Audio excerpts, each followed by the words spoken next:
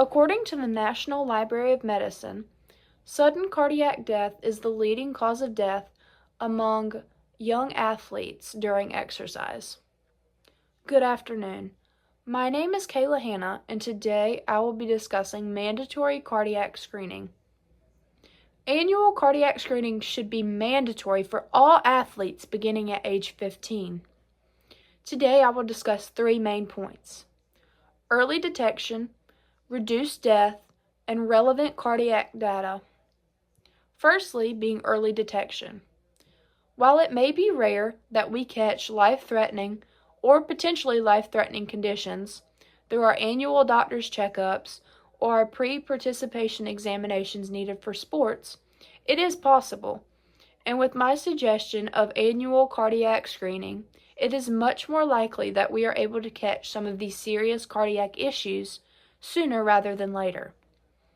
Early detection of these serious conditions is crucial, as you may be able to receive treatment the sooner that you are able to detect these heart conditions. This treatment could include medication, surgery, or simply being aware of your condition and knowing your limits that come along with this as an athlete. Secondly, reduce death rates. As I stated previously, being able to detect serious heart conditions early through annual cardiac screening allows athletes to be aware of their conditions and possibly be treated for them.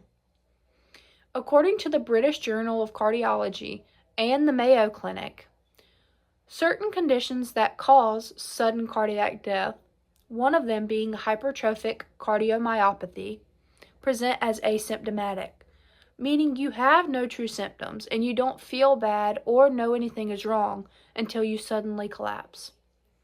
We saw a similar situation to this with Bronny James. James was unaware of any heart issues or cardiac defects until he suddenly collapsed on the court one day.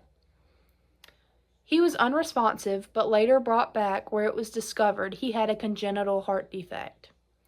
A defect that could have easily been discovered through annual cardiac screening, and the whole situation could have been prevented for him. When people are aware about their conditions and they're able to act upon them, the death rate will go down. Finally, being relevant cardiac data. Not everybody has cardiac data already.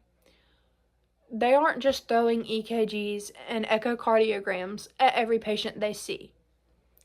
There are also normal yet abnormal variations of, say, your heart rhythm and other cardiac functions that could be abnormal per se, but benign in general.